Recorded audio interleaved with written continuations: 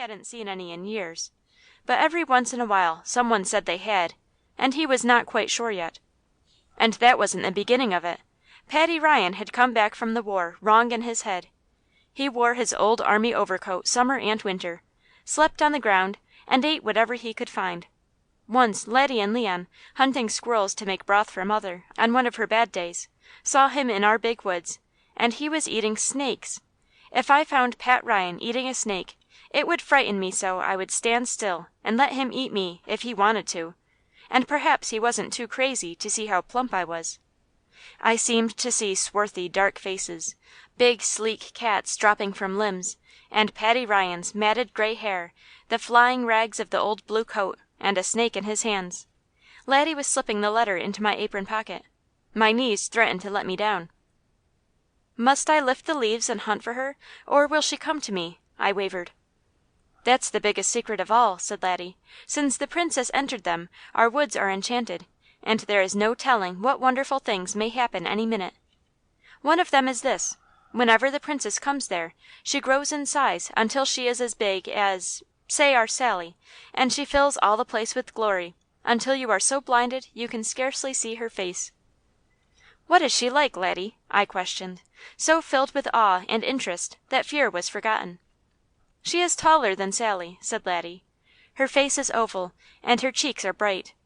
Her eyes are big moonlit pools of darkness, and silken curls fall over her shoulders. One hair is strong enough for a lifeline that will draw a drowning man ashore, or strangle an unhappy one. But you will not see her. I'm purposely sending you early, so you can do what you are told, and come back to me before she even reaches the woods." "What am I to do, Laddie?" "You must put one hand in your apron pocket, and take the letter in it, and as long as you hold it tight, nothing in the world can hurt you. Go out our lane to the big woods, climb the gate, and walk straight back the wagon road to the water. When you reach that, you must turn to your right and go towards Hood's until you come to the pawpaw thicket. Go around that, look ahead, and you'll see the biggest beech tree you ever saw. You know a beech, don't you?" "Of course I do," I said indignantly. "Father taught me beech with the other trees." "Well then," said Laddie, "straight before you will be a purple beech, and under it is the throne of the Princess, the magic carpet, and the walls I made. Among the beech roots there is a stone hidden with moss.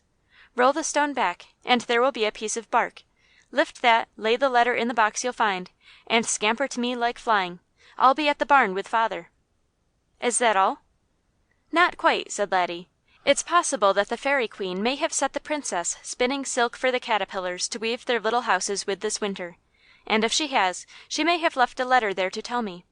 If there is one, put it in your pocket. Hold it close every step of the way, and you'll be safe coming home as you were going. But you mustn't let a soul see it. You must slip it into my pocket when I'm not looking. If you let any one see it, then the magic will be spoiled, and the fairy won't come again." "No one shall see," I promised. "I knew you could be trusted," said Laddie, kissing and hugging me hard. "Now go. If anything gets after you that such a big girl as you really wouldn't be ashamed to be afraid of, climb on a fence and call. I'll be listening, and I'll come flying. Now I must hurry.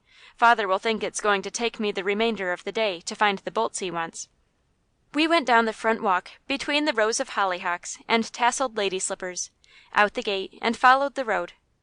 Laddie held one of my hands tight, and in the other I gripped the letter in my pocket. So long as Laddie could see me, and the lane lay between open fields, I wasn't afraid. I was thinking so deeply about our woods being enchanted, and a tiny fairy growing big as our Sally, because she was in them, that I stepped out bravely.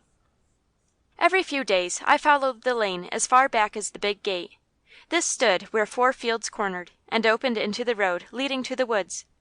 Beyond it, I had walked on Sunday afternoons with father, while he taught me all the flowers, vines, and bushes he knew. Only he didn't know some of the prettiest ones.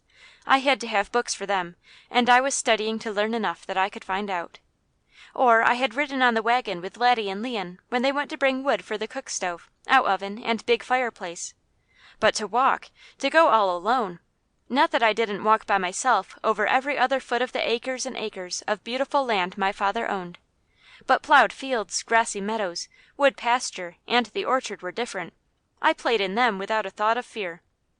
The only things to be careful about were a little shiny, slender snake